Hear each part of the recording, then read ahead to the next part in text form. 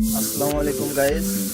এখন আমরা একটি ভিডিও শেয়ার করব, সেটি হলো ঘাসের যে আমরা রোপণ লাগাইছি সেটা দেখাবো, আর আগে যেগুলো লাগানো ছিল সেটা দেখাবো।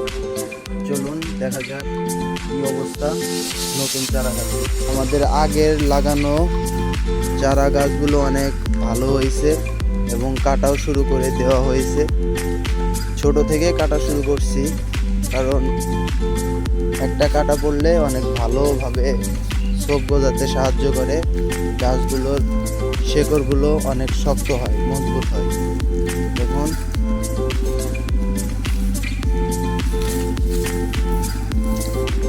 ওইদিকে এখনো কাটা হয়নি।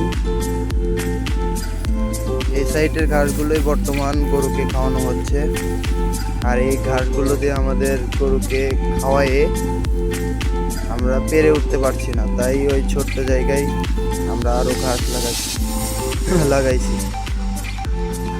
ছোট্ট একটি জমিতে আমরা ঘাস রোপণ করেছি। দেখুন, আমরা সেখানেই যাচ্ছি। এই সামনেই হয়তো আপনারা দেখতে পাচ্ছেন, এখানে আমরা কালকে ঘাস রোপণ করেছি। মোটামুটি অনেক সুন্দরই লাগছে এবং ছোপ বোঝানোর পরে আরো সুন্দর দেখাবে। ছোট্ট একটা জায়গার ভিতর এখানে রোপণ করা হয়েছে, যেহেতু অকেজো জায়গা তাই এখানে রোপণ করা হয়েছে।